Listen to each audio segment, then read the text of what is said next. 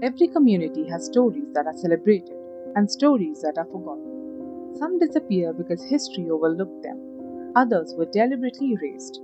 Welcome to Queer Uncharted. Together, we'll explore the histories, ideas, and lives that have shaped our world, often without recognition. There is no reason to assume that genders ought to remain as they are. These are the words of a philosopher whose work changed how we understand gender, and whose work was so threatening that she was attacked. Her books were burned. She was accused of promoting pedophilia. She received death threats. Her only crime, arguing that gender is not natural, that it is performed, that it is constructed. Her name is Judith Butler, and her theory that gender is something we do, not something we are, became foundational to how queer people understand themselves and their possibilities. But it did not start that way. It started as an idea considered too radical to publish, too dangerous to teach, too threatening to the basic categories through which people understand the world. This is the story of a theory that was silenced and a thinker whose work refused to disappear. Judith Butler was born in 1956 in Cleveland, Ohio. She grew up in a Jewish household. Butler studied philosophy at Bennington College before earning a PhD in philosophy at Yale University. She would later spend much of her career teaching at the University of California, Berkeley. She was a student during the height of the second wave feminist movement. She was exposed to feminist philosophy, post-structuralism, and continental philosophy, along with the idea that gender and sexuality were not natural but constructed. But Butler noticed something that the feminists of her time were not addressing. If gender is constructed by society, how exactly does that construction work? What are the mechanisms? How does a person come to have a gender? This became her obsession. This became the question that would drive her entire career. She was not interested in abstract theorizing. She was interested in real mechanisms, in how power operates, in how we become gendered. Before Judith Butler ever wrote a word about gender, most people believed something that seemed perfectly obvious. There were two sexes, two genders, and one naturally followed the other. If you were born male, you became a man. If you were born female, you became a woman. It felt so obvious that few people questioned it. Even much of early feminism accepted this distinction. Women, it argued, were oppressed because they were women, but Butler kept asking a different question. Not who counts as a woman, but how does anyone become one? That single question would change gender theory forever. Butler's central question is deceptively simple. What is gender? But she was not asking this in a simple way. She was asking, is gender something we are born with? Is it something inherent in our bodies? Or is it something we learn? Something we perform? The standard answer at the time Butler was developing her theory was gender is determined by sex. You are born male or female and therefore you have a gender, masculine or feminine, that corresponds to that sex. To many people, this still seems like common sense. This seemed like nature. But Butler asked, what if it is not? What if gender is not determined by sex? What if gender is something that is constantly being performed? Something that is constantly being repeated? What if, in Butler's famous phrase, there is no gender identity behind the expressions of gender? That identity is performatively constituted by the very expressions that are said to be its results. In other words, you are not born with a gender, you become gender through repetitive performances, through doing gender over and over and over again. Imagine an actor. They play Hamlet every night for 20 years. Eventually, the gestures become effortless. The voice, the walk, the posture. No one watching thinks they are pretending. It simply looks natural, but it only feels natural because it has been repeated thousands of times. Judith Butler believed gender works in a surprisingly similar way, not because people are pretending, but because repetition creates the illusion of something permanent.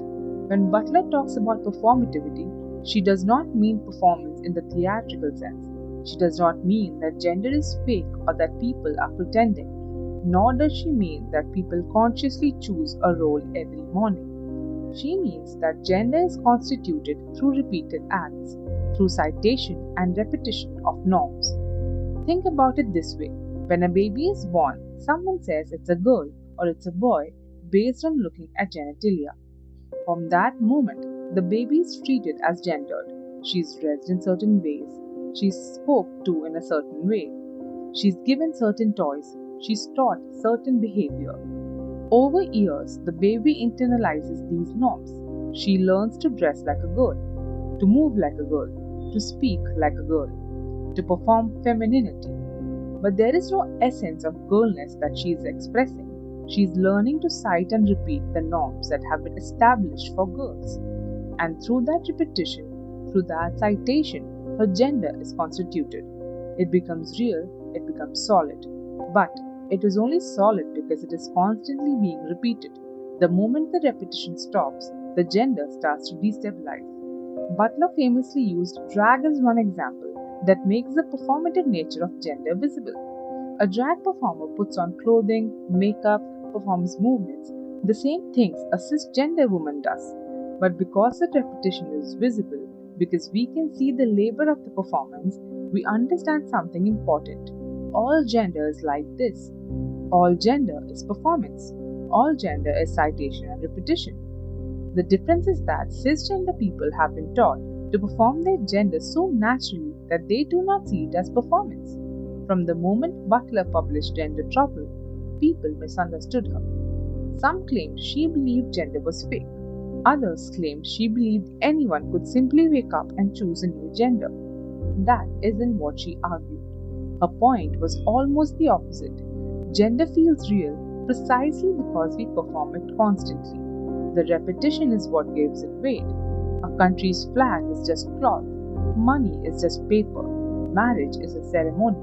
Yet, all became real because societies continually repeat and recognize them. Gender, Butler argued, works much the same way. In 1990, Judith Butler published Gender Trouble: Feminism and the Subversion of Identity. The book argued that gender is not natural, that the category of woman is not stable or unified, that feminist theory has been built on a flawed foundation. The assumption that there is a coherent category of woman that feminism is fighting for. But if gender is performatively constituted, then there is no pre-existing woman that feminism is liberating. Woman is not a natural category. It is a performance, it is a citation of norms. This had profound implications. It meant that the feminist project of liberating women was based on a false premise. It meant that we needed to rethink what feminism even was. It also meant that the boundaries of gender were not stable, that people could subvert gender through deliberate performances, through citational practices that undermine the norms. Gender Trouble was radical. It was difficult. It was not written for a popular audience. It was written for academics, but it changed how people thought about gender. Many trans scholars and activists later found Butler's work useful for thinking about gender, that it was something constructed, that it could be changed. If Butler was right, then many assumptions people considered timeless weren't timeless at all. Ideas about masculinity, femininity, family, marriage, even identity itself, suddenly they appeared less like laws of nature and more like social agreements. That possibility frightened many people, not because Butler was telling people how to live, but because she was suggesting that things long considered inevitable might actually be open to change. When Gender Trouble was published, it was not immediately celebrated. Academic response was mixed. Some feminist scholars thought Butler was undermining feminism. If there is no stable category of women, how could feminism fight for women's liberation? But others recognized the revolutionary potential of her work. LGBTQ activists and theorists understood that Butler was giving them language. She was explaining how gender could be changed, how gender could be subverted. Over time, Butler's work became more influential. She was hired at UC Berkeley. She published more books. She became more prominent, but with prominence came attacks. Conservative religious organizations and anti-gender movements criticized her work. They said her work was promoting sexual depravity, that she was promoting pedophilia, a charge that had no basis in her work but was repeated nonetheless. In later years, her books were publicly burned by far-right protesters in some countries, and she became a frequent target of anti-gender campaigns. But on the other side, in 1997, the American Philosophical Association gave her a book award for excitable speech, a politics of the performative. The response was outrage from conservative groups. She received death threats. She was disinvited from speaking engagements. She was protested. Why? Because her theory was threatening. Because if gender is performative, if gender is constructed, then gender is changeable. And if gender is changeable, then the fundamental categories through which people organize society are not natural. They are constructed. This is threatening to anyone invested in maintaining the status quo. Butler's theory has been misunderstood in various ways. Some people think she's arguing that gender is a choice, that people can just decide to change their gender, that gender has no reality. But that is not what she's saying. She's saying that gender is constructed through social practices, but that does not make it unreal. The construction is real, the repetition is real, the norms are real. It is more accurate to say that gender is both constructed and real. It is real because it has real effects on real people's lives. But it is constructed because it is made through social practices not determined by nature. Other people have used Butler's work to argue for gender fluidity and gender neutrality. They have read her as saying that gender does not matter, that we should all just get rid of gender. But Butler is not arguing for the elimination of gender. She is arguing that we need to understand how gender works in order to subvert it, to change it, to make space for gender performances that do not conform to normative expectations. Trans people have used Butler's work to validate their experiences. Trans women are not performing femininity, they are being women. But Butler's theory helps explain how everyone becomes gendered, how the process that seems natural for cisgender people is actually a complex social process. Drag performers have used Butler's work to explain what they do. They are citing the norms of gender in ways that makes the citation visible, that makes the performance apparent. If gender is performative, if it is constructed through repetition and citation, then this has radical implications. It means that gender is not fixed. It means that people can perform gender differently, that people can cite the norms in ways that subvert them, that people can create new ways of being gendered. Butler's theory has been influential for many trans thinkers because it explains how all people come to inhabit gender through social norms, even though trans experiences cannot be reduced to performance alone, but with the added layer of conscious choice and deliberate performance. It means that a gender non-conforming person is not confused about their gender. They are performing gender in ways that do not align with normative expectations. They are subverting the norms through their performance. It means that the categories of male and female, masculine and feminine are not natural. They are constructed. And what is constructed can be deconstructed, can be changed, can be reimagined. This is liberatory. This is powerful. This explains why trans and queer people found Butler's work so important. One important thing to understand about Butler's theory: construction does not mean simple or easy. Construction does not mean imaginary. Gender is constructed, but it is not constructed by individual choice alone. It is constructed through social norms, through repeated practices, through institutions. You're born into a world that already has gendered norms. You do not choose to cite those norms, you learn them. You're taught them. You're punished if you do not perform them correctly. So while Butler's theory opens the possibility of changing gender, it also explains why gender is so stable, why it feels so natural, why it is so hard to change. To genuinely subvert gender norms requires work, requires deliberate citation, requires visibility of the performance, requires a community that will support non-normative gender performances. This is why Butler's work is valuable not only as theory but as practice. It explains how social change happens, how new norms can be established, how new ways of being gendered can become possible. Butler's work continues to be debated and discussed. Some feminists argue that Butler's theory raises material realities of sexual difference and female bodies, that it is too focused on discourse and performance and not enough on material embodiment. Butler's work has been particularly influential for many trans scholars and activists, though not without debate. Writers such as Susan Stryker have built upon Butler's ideas while also expanding them through the lived realities of trans experience.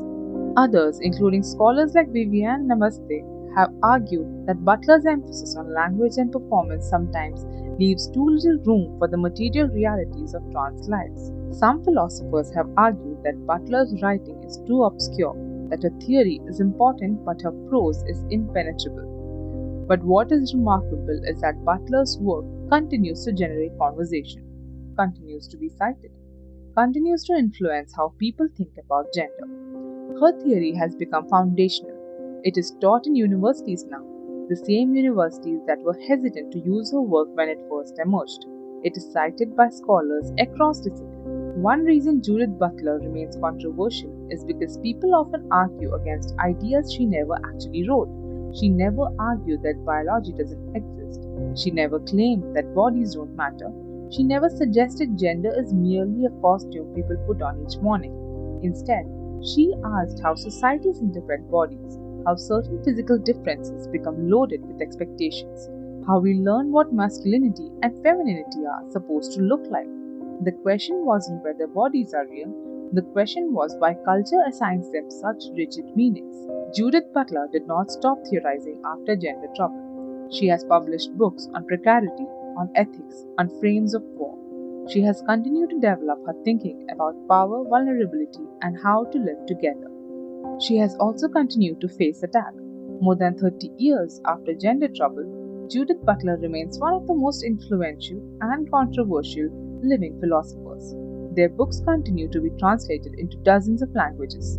They lecture around the world, write on democracy, violence, grief, anti-Semitism, and human rights, and continue to speak publicly about gender and LGBTQ rights. At the same time, Butler remains a frequent target of anti-gender movements across Europe, Latin America, and the United States. Their ideas are still protested, still debated, still misunderstood. But she continues to write, she continues to teach, she continues to develop her ideas. Her work has become more complex, more nuanced, more attentive to material realities and lived experience. And her central insight remains: gender is not natural, it is constructed, and what is constructed can be changed. Judith Butler's theory is not just about gender, it's about possibility. In her words, possibility is not a luxury, it is as crucial as bread. If gender is performative, if it is constructed through citation and repetition, then this means that we are not trapped by our current categories, that the world does not have to be the way it is. If gender can be performed differently, then other things can be too. Power can be performed differently, kinship can be performed differently, community can be performed differently. Butler's work teaches us that the normal is not natural, the normal is constructed, and what is constructed can be deconstructed, can be reimagined, can be changed. This is why her work has been so threatening to some people and so liberatory to others. For those invested in maintaining current power structures, Butler's work is dangerous. It suggests that foundations of those structures are not natural, that they can be challenged. For those seeking liberation, Butler's work is hopeful. It suggests that change is possible, that new ways of being are imaginable, that we are not trapped. More than 30 years after its publication, Gender Trouble remains one of the most assigned books in gender studies. Some readers still reject it, others continue to debate it. Many find parts of it difficult. Even Butler has joked that she wishes she had written some passages more clearly, but few deny its influence. Whether people agree with Butler or disagree with her, they almost always begin the conversation with the question she asked. That is a mark of a transformative thinker. Not that everyone accepts the answer, but that no one can ignore the question. Judith Butler wrote, "There is no reason to assume that genders ought to remain as they are." This simple sentence contains a revolution. It says the way gender is now is not inevitable, it is not natural, it's not fixed. It opens a possibility of imagination, of change, of new ways of being. Butler's work was attacked because people understood this. They understood that if gender is not natural, then the entire social order built on gender categories is not natural either. But her work persisted. It survived the attacks, it transformed how people understand gender and possibility, and now her central insight is no longer radical to many people. It is foundational. It is how we understand gender. But this understanding only happened because Butler insisted, because she wrote, because she theorized, because she refused to be silenced. Butler never asked us to abandon gender. Gender is performative, gender is constructed, gender can change. And if gender can change, then everything can change. History isn't only what survives, it's also what we choose to remember. Thank you for exploring Queer Uncharted with me. Until next time, keep questioning, keep learning, and keep making room for stories that deserve to be heard.